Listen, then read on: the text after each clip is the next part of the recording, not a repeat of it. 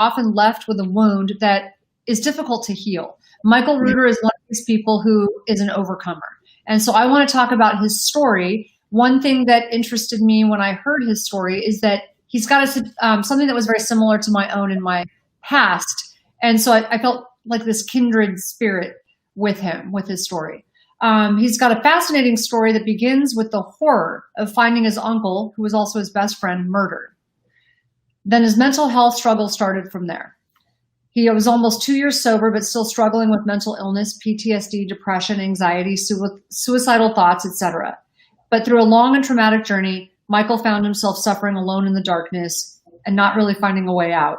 But now he inspires others to get out of the darkness and end their suffering in silence. He's an entertainer wannabe, speaker, creator, mental health awareness advocate, and against all odds, a successful entrepreneur. So welcome, Michael. Thank you for having me. I appreciate it. Oh, absolutely. So when I heard your story, so I'm understanding that you're the successful business person, but your passion is really helping people, which you have this passion story, and on the side, you are creating a documentary about your journey. Yeah. So I've been creating a documentary for about a year now, I'd say. And I guess to kind of give you some background to start, help the audience understand a little bit better. I'm in a real estate, title, and escrow business. So I really, I'm interested. I love business. I love helping people. I love growing. I love making money.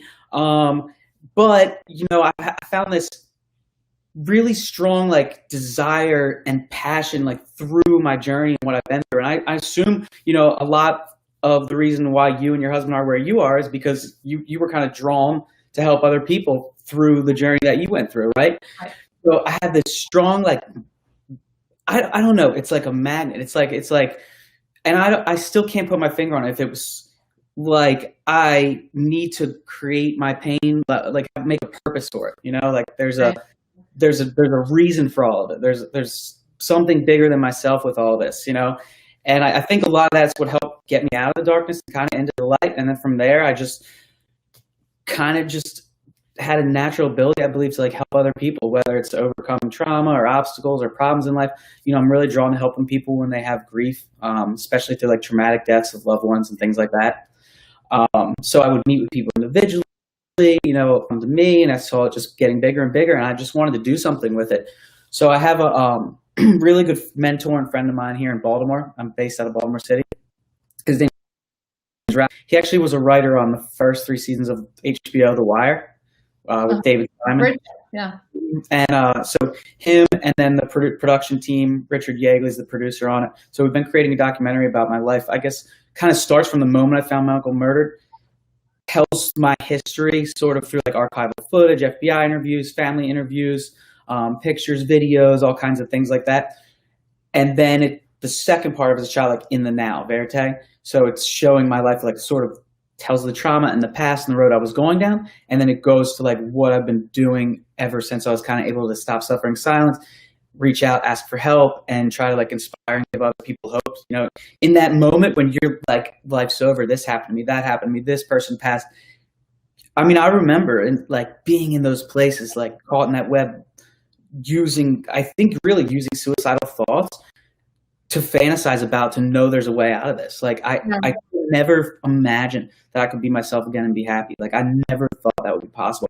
And now where I'm in life, it's I'm drawn to just kind of pull people and just show them you can't put anyone there, but you can give them the hope. It is possible. I promise you it's possible. I was where you are, and I want to help you get to where I am and where hopefully I'm going.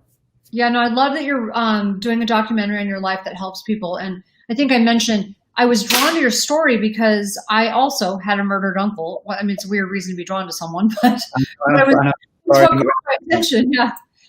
So it was a little different because my understanding is you actually saw your uncle murdered, or you found him rather. I didn't find my uncle, but I was 4 years old, so I remember just the screaming and the police, and it was just a big mess. And I remember my grandmother falling to the floor.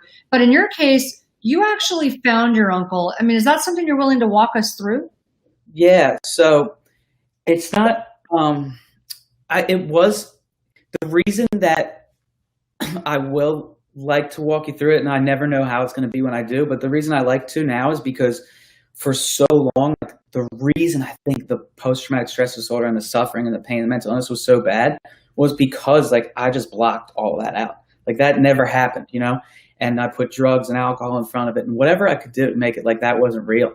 And I started getting better when I did address that, you know, the fact that this really did happen. Like, there's really pain, there's really trauma. Like, you know, it happened. So what happened was him and I had a jewelry store together. He moved from Texas to Baltimore. We were together every day. We were best friends. And not to go into the crime part of the story, because we would be here for days. It's crazy because it is my story. That part of the story is it is entertaining. I mean, but it's crazy. It's like a movie. It is the craziest story. But that part of the side of it, long story short, we were set up. It was Christmas evening. We had we had an appointment the next day, the day after Christmas.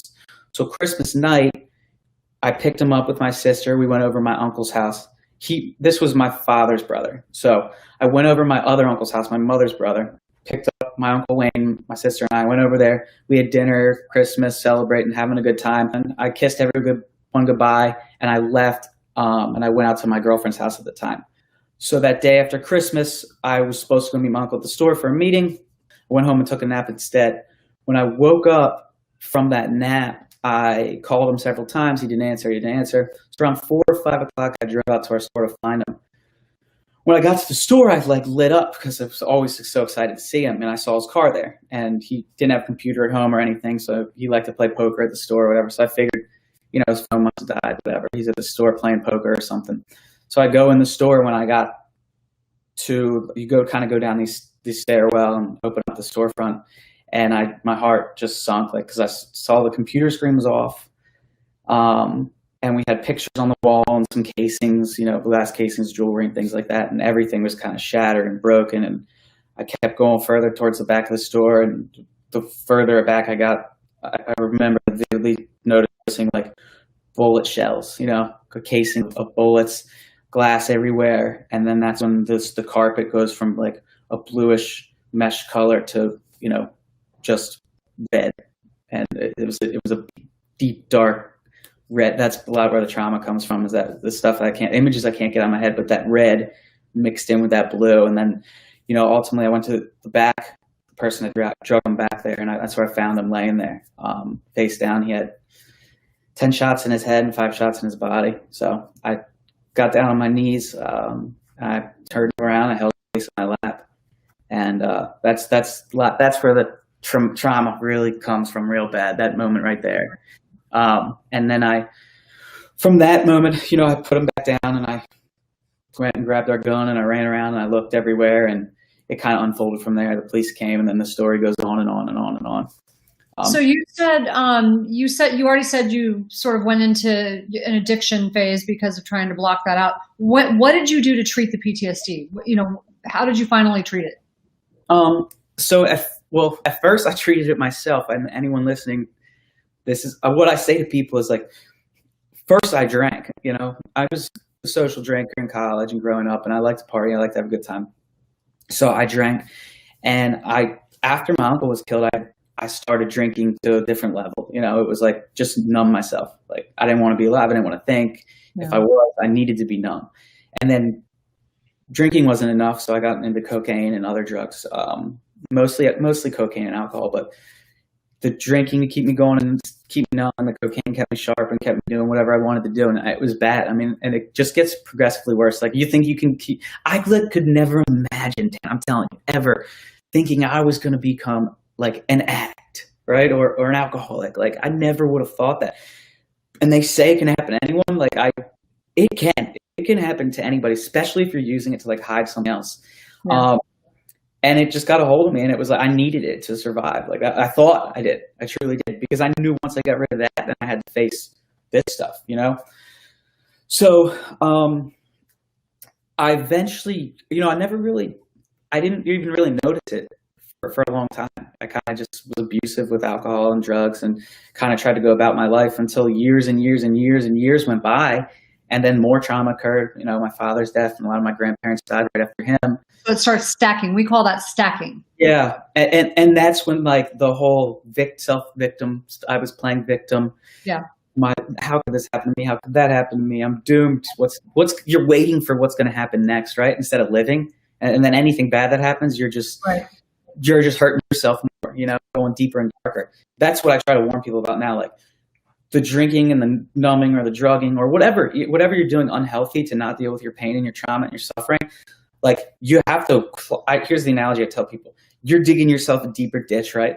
And you're going further down into a hole and further down into a hole. And when you want to finally try to get better and be better, you got to climb to the surface, which is real hard to get back up there. For me, it was getting rid of the drugs and the alcohol and go day by day and climb up to the surface. And then from there, you can start to finally work on yourself. But getting back. What did you do? Did you go to AA? Did you go to therapy? Did you see a psychiatrist? It was unique how it really happened. After my father passed, his father died, then my other grandmother died, then my other grandfather. So my dad's dad died right after him. Then my mom's mom died right after her.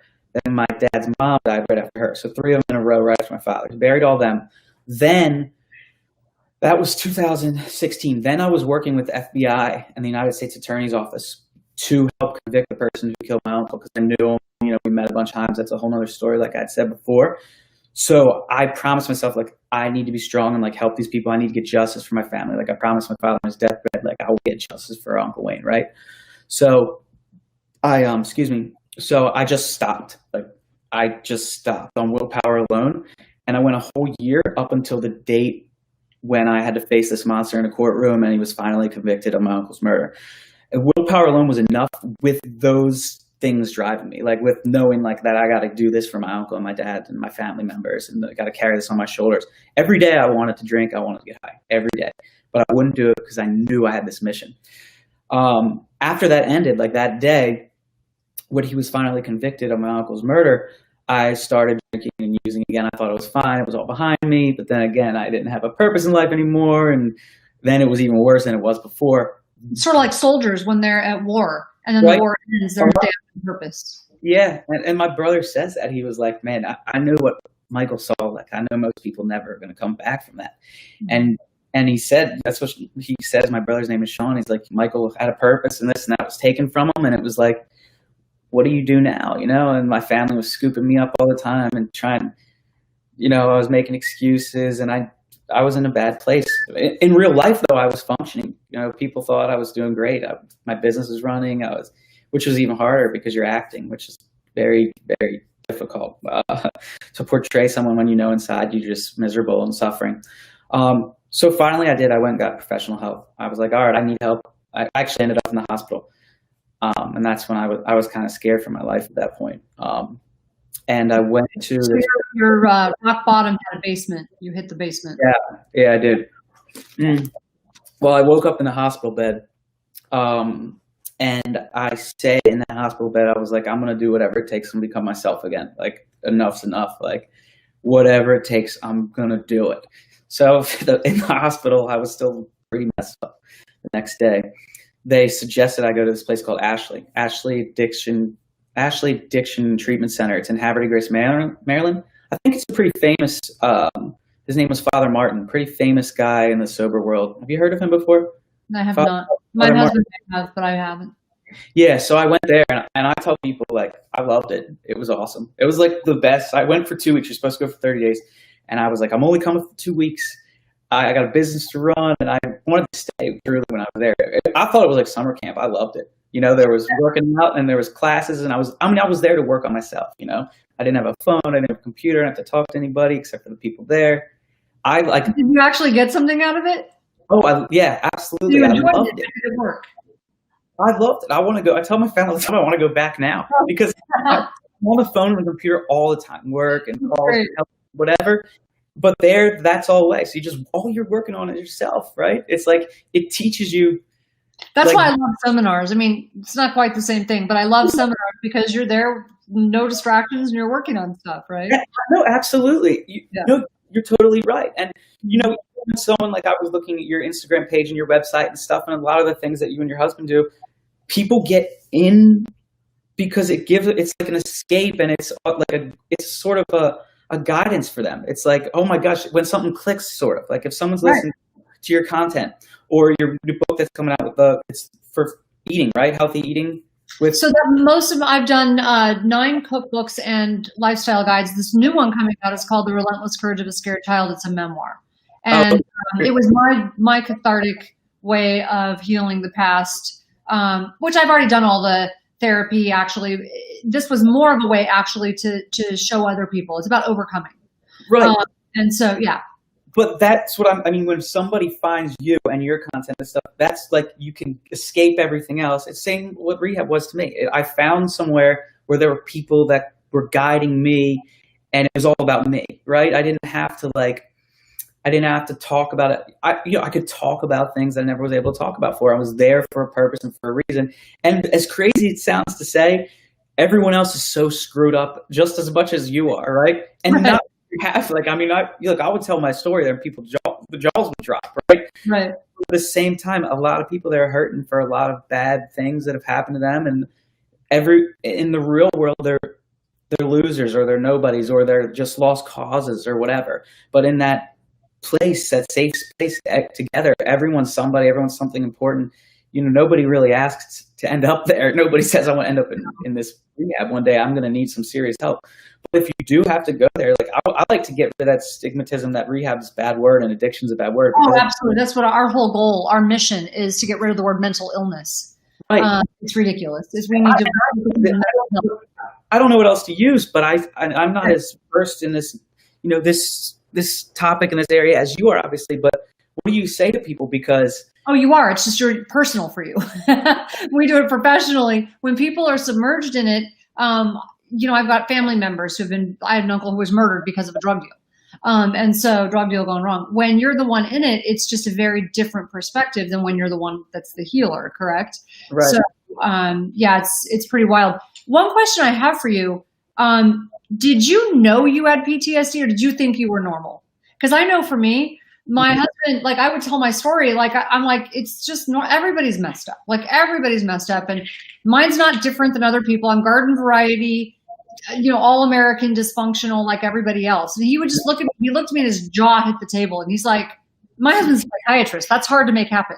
So he's like, yeah, no, that's not garden variety anything, honey. But it's a survival mechanism that you make yourself normal, like everybody else is like that. Yeah. Even though they're not. And I'm not laughing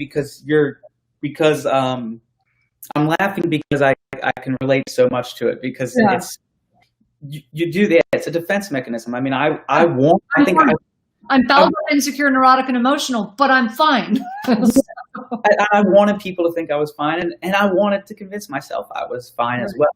So for years I didn't know it. I mean, I constantly was having these, I describe them to people now as post-traumatic stress disorder. Like I have like severe attacks, and they can, trigger, shut down from the anxiety. And triggers will happen, and it can build up in a number of different ways. I didn't really know it until I thought it was just how I was. So, and a lot of the times when I was using drugs and alcohol, I was dehydrated, I was weak, and they were coming on so much more severe and so much more often because of that. When I quit that and I was able to work on myself and get healthy and start eating right and working out and living a healthy lifestyle, I still had post-traumatic stress disorder, but it was just less frequently. So I thought I was healed and I was doing better. Until very recently, I didn't even seek to work on that. I mean, I just got a trauma therapist for the first time like 2 months ago. And that's been opening, some really wonderful doors for me, because I finally decided I was like, everything's going well in my life. I'm here at the beach, I told you, with my family. I got my beautiful nieces and my siblings and my mother here, and life is just beautiful. My business is booming. Everything's great. But I'm like, I've realized that like I was always seeking to do something to change myself for the better when something bad happened or when I was against a wall. And I'm like, I kind of realized like I still have really bad attacks. Like, why don't I go seek out why and try to make it better instead of waiting for something crippling to happen? It's funny, we talk a lot about, we do a lot of grief stuff with our, clinics, and on our podcast, we just recently did one. And one thing we tell people will often, for some bizarre reason, when people are going through grief, they think that it's noble or like they should wait to get treatment. And so they'll always ask us, well, how long should I wait after someone dies or after a traumatic event to get therapy? And I'm a trauma nurse. And I'm like, how long would you wait if you broke your arm? You go right away, right? But people don't see it that way.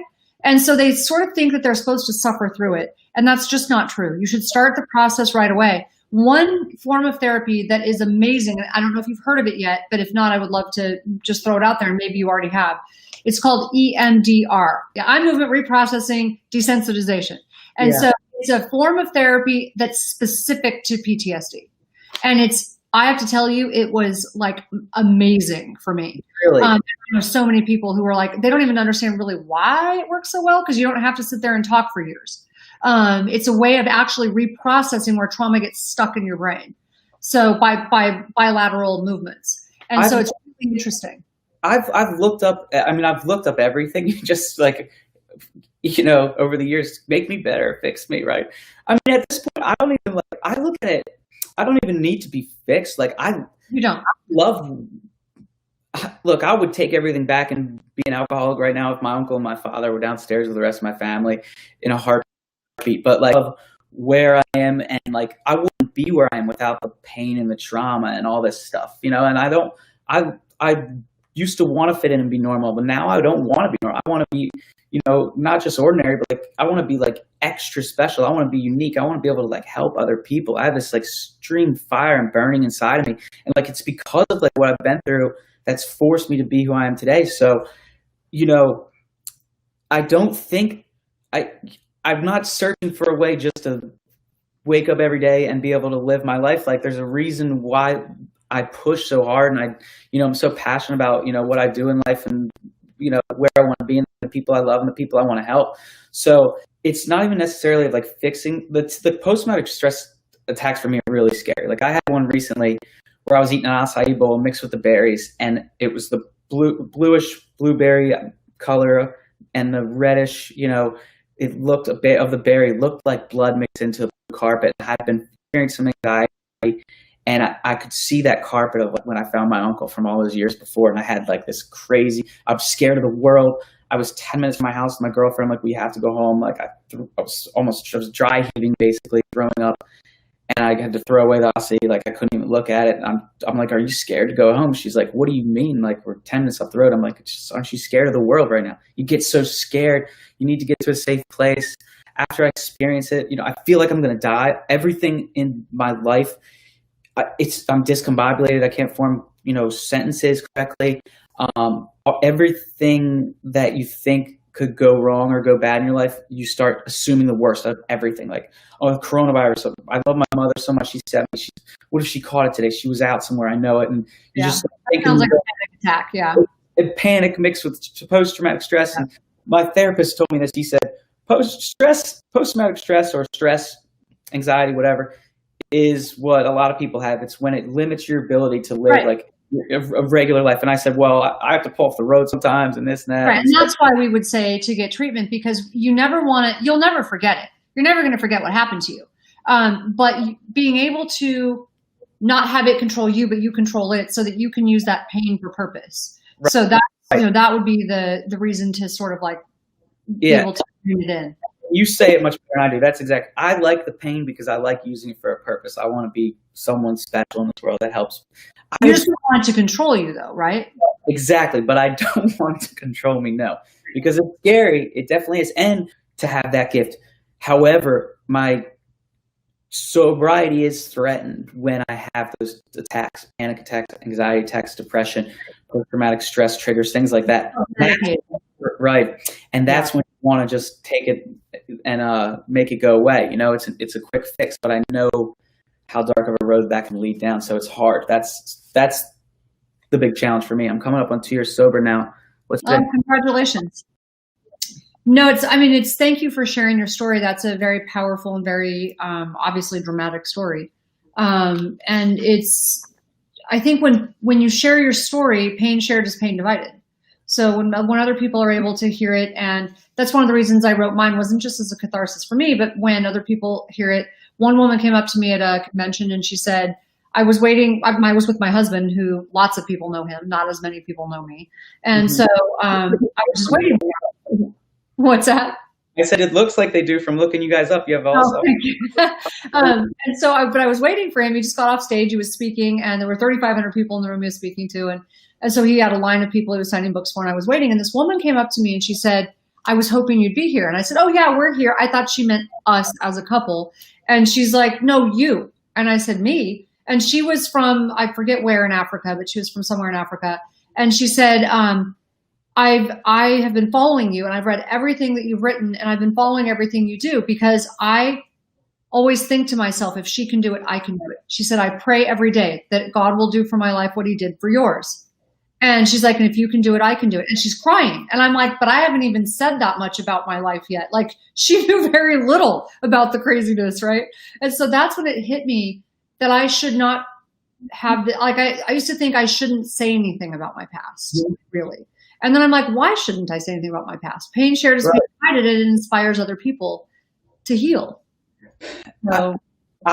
So during the documentary, I had I had some stages set up, and the second part of the documentary I was hoping to be done by now was basically me going on some stages and telling my story in person in real live audiences, right? And I was kind of testing things too to see what I could get away with, like who actually cares, like will I help people, like will it help me, right? And coronavirus hit, so I released a video on social media instead, basically just telling my story. Within and it's all filmed within the documentary, kind of shows we pivot, and I released some on social media instead. Within 2 days, that video got several 100,000 views, and the shares and the likes and the messages I was getting, unbelievable. It was the most unbelievable response of anything I've ever done. And there was one message though that was separated from all the rest. And I don't know who else was thinking this, or all the, like that woman you said that came up to you. How many other people are at home watching your stuff you've impacted you're never going to know about, So I got one message. This person said that they don't, you say, you don't know me. I have to write to you. It's very deep. I'm sorry to get emotional with you. I watched your speech on Facebook. And I was going to kill myself on my 20-something whatever birthday, and your speech gave me the power to open up and go talk to people I needed to and tell my family I just want to thank you. And that kind of message, I taken back, like a tidal wave hit me. Like, oh my gosh, like what? You never know who you're going to touch. It's amazing. And so I commend you for doing your documentary, because you just don't know who you're going to touch. So before we close, I just want to tell people where to find you. You can find Michael on Facebook, Instagram, and YouTube at Michael Andrew Ruder, R-U-D-E-R. And, if you're struggling with the results of trauma, PTSD, anxiety, depression, addiction, it sounds like you like to chat with people. We also have therapists, EMDR therapists, and physicians. If you're having, thoughts of hurting yourself or someone else, please reach out. There's, people who are willing to help, and the number you can call is 844-818-0616. And I just am so grateful to you for what you do, Michael, and thank you for being here. I'm so grateful for you inviting me on and giving me this this channel to be able to speak and be a part of your show. I truly am. And I look, I've watched what you guys do. I know before you're doing more doctors and stuff. I think it's great. You were a regular person. Now you're an extraordinary. Thank you so much. I really appreciate it from the bottom of my heart.